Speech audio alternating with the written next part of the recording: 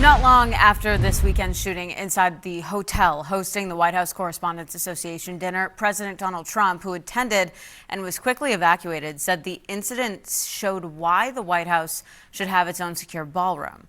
Ignoring standard procedures like seeking approval from the National Capital Planning Commission, the president has moved forward with construction of a 90,000 square foot structure on what had been the east wing of the White House, which he bulldozed last year. He had said the ballroom is being privately financed with $400 million in donations. At a White House press conference, April 25th, shortly after the Correspondents' Dinner was postponed because of the shooting, the president said, quote, "We need the ballroom." Now, the following morning, he reiterated the point in a Truth Social post, writing, quote, "This event would have never have happened with the militarily top secret ballroom currently under construction at the White House. It cannot be built fast enough." He also touted the ballroom the morning after the dinner in a Fox News appearance, and a string of lawmakers and Trump allies on social media echoed the call to build the ballroom. But moving the dinner to a White House ballroom, if one were built, poses its challenges. So our partners at PolitiFact looked at this question over the weekend.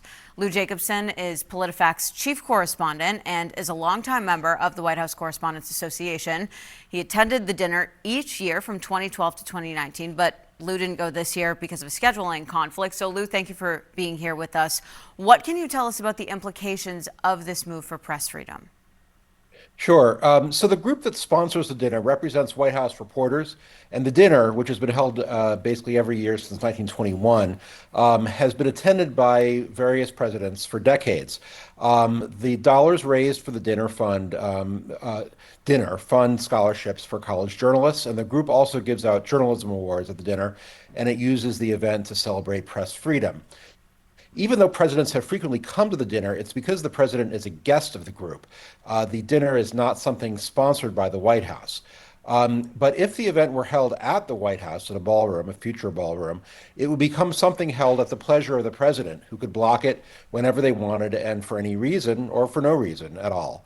And because of this, the president could use the dinner venue as leverage to coerce favorable press coverage. And that would clash with the stated purpose of the dinner, which is to foster press freedom. So, Lou, the reporting suggests that the suspect stayed at the hotel as a guest before carrying out his attack. Does that suggest that a hotel is not the best place for an event like this? That's certainly a possible conclusion to draw. But the thing is, the White House wouldn't be the only alternative option. There's a convention center in D.C. that is probably big enough for the event and that might be easier to secure than the hotel because it wouldn't have any complication from having hotel guests inside. What can you tell us about the size of the proposed ballroom at the White House? That's a second issue that really hasn't gotten a lot of attention in this discussion so far the past couple of days.